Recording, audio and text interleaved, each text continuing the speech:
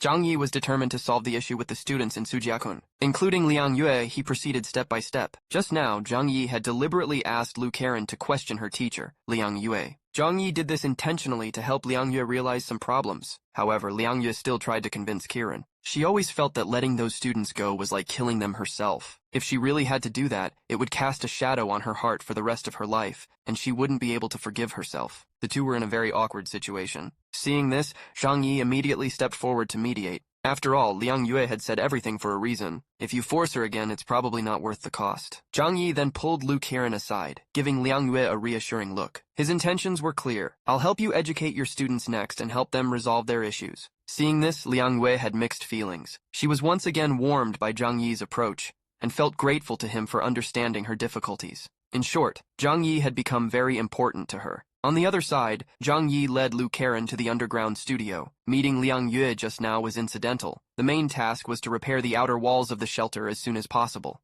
Zhang Yi didn't delay. After taking out the materials, he quickly asked, "How long will it take to repair this shelter?" The damage to the exterior wall was minor. "If you don't consider aesthetics, boss, I can get it done in about 4 or 5 days. And I can also do non-marking treatment so that even if the enemy looks closely, they can't find that our wall has been repaired." Zhang Yi immediately waved his hand. "I don't care about aesthetics. As long as it can be reinforced, do whatever you need." Just as Lu Karen was about to start work, Zhang Yi thought of a question. "That's a lot of work. Can you handle it by yourself?" Karen responded confidently, "I can do it alone. Although the speed might be a bit slow, it won't affect the quality." Seeing this, Zhang Yi didn't say anything more. He went directly to the door of Yang Xinshin's room because he had more important things to do. Yang Xinshin was always scheming and acted like a little witch to others, but when dealing with Zhang Yi, she was a good girl because she admired him the most. Others weren't worth mentioning in her eyes. She even thought that if she weren't born with a disability, maybe Zhang Yi would love her more and be hers alone. Zhang Yi also particularly admired this little witch. Her IQ was among the best in the world, so whenever something went wrong, Zhang Yi would discuss it with her as soon as possible. Yang Xingxin quickly expressed her opinion after learning everything from Zhang Yi. In her opinion, Zhang Yi's killing of consecutive Special Forces members couldn't go unnoticed. If the enemy were determined, they would find some clues and definitely gather people to attack the shelter. As for when that would happen, it depended on Providence.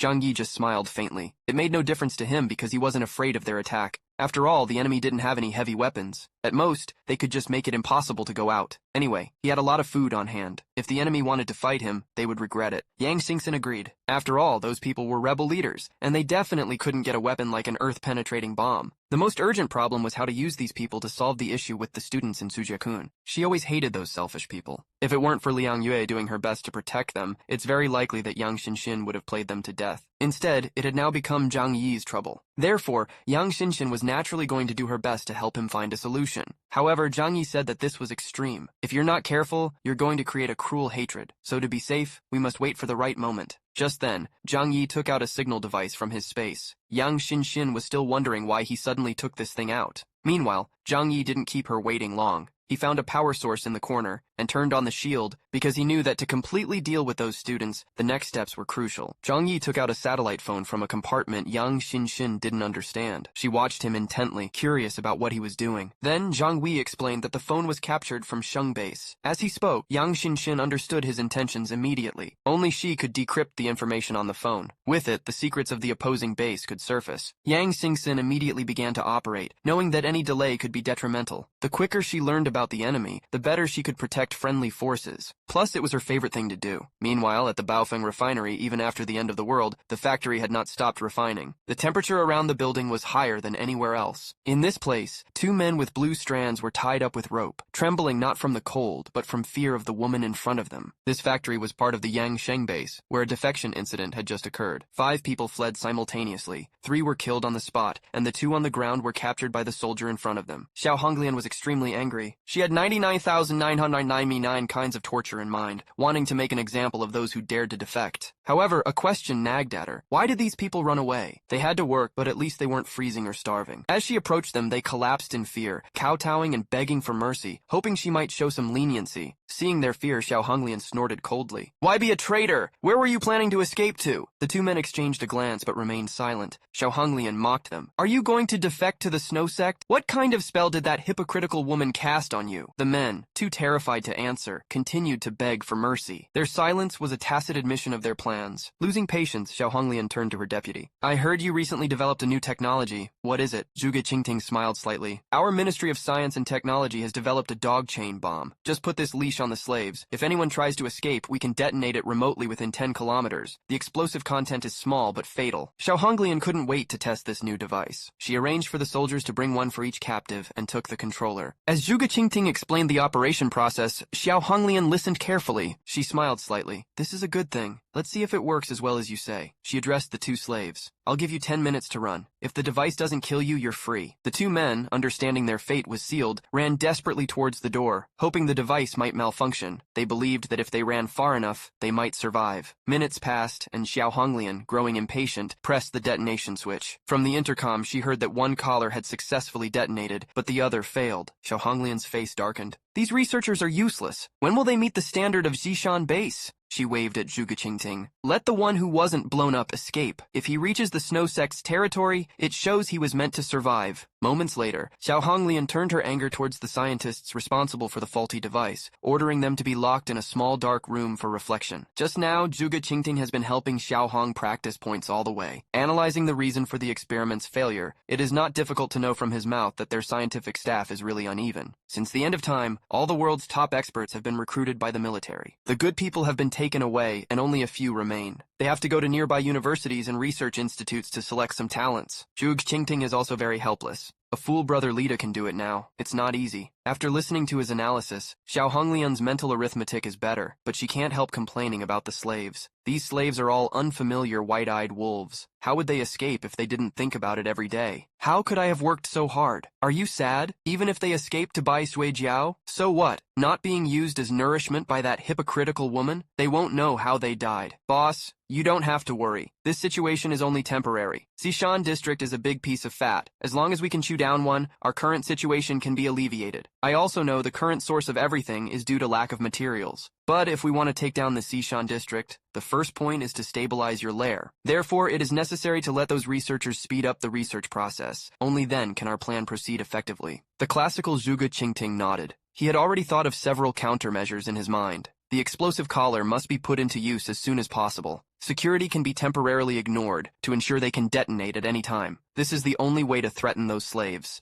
At this moment, Xiao Honglian suddenly stopped because she remembered a crucial question. How is the troop she sent out some time ago? Zhuge Qingting immediately reported. Most of the personnel have returned safely. Even if they didn't come back, they reported it to the organization. But when it comes to this, the men obviously paused. The only team that hasn't contacted us yet is the one led by Plateau. Xiao Honglian frowned. Suddenly, a bad feeling came to her mind because Plateau is the witch's eldest cousin. There is some rebellion inside the base. Except for Xiao Honglian, no one is convinced. Therefore, combined with the above conclusion, Xiao Honglian thinks he met his eldest cousin. What danger? Zhuge Qingting carefully analyzed the current situation again. The relationship between Tianhai City is very complicated. People with superpowers are very rare nowadays. So in his opinion, no matter which force Plateau encounters, they probably won't fight arbitrarily. Unless your big brother is competing for some kind of special resources, otherwise I really can't imagine what organizations are there that would choose to be our enemy at this time. Xiao Honglian fell into deep thought. Various resources in Tianhai City are occupied by major forces. Just because some supplies clashed with them, the enemy will never choose to kill him at this time. After all, Plateau is also familiar among the major forces.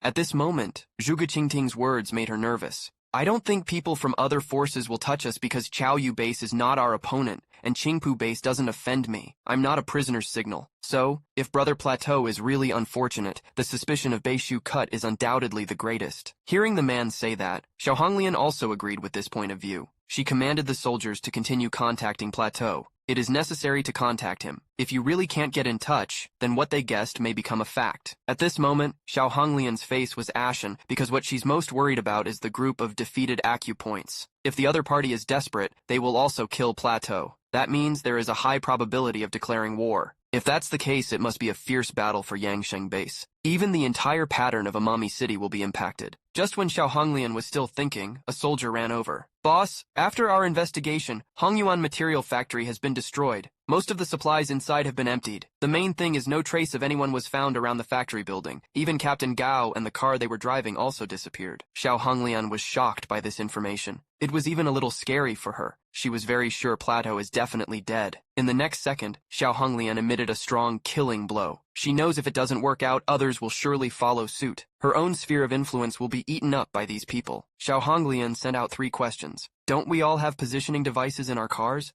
Can't you find them by their positioning? How could a dozen people disappear out of thin air like this? At this moment, Xiao Honglian's mind suddenly flashed with inspiration. Could it be that these people are not a temporary uprising, but a long-planned conspiracy? If so, isn't that a sign of war? Xiao Hong refined a crazy brain supplement. She imagined every enemy she could think of as an imaginary enemy. But even so, she's still not sure who exactly has such a strong ability to offend her at this critical moment. Zhu Qingting listened and gave his opinion. We shouldn't speculate now. The more you encounter the situation, the more you need to calm down. The incident happened closest to the nest and the base. We can call first. What's the situation? The man says that Xiao Honglian immediately called Chao Yu base. She knows she seems to have a good relationship with Chao Yu base, but it's really just mutual use. However, just after the call was connected, she unexpectedly received more shocking news. It turned out to be on the other side of the encounter base just now. Although the arrival of ice has caused a massive decrease in population, their fishing skills have significantly improved their well-being compared to elsewhere. In this environment, Wei Dinghai, because of a phone call from Xiao Honglian, felt an unprecedented crisis.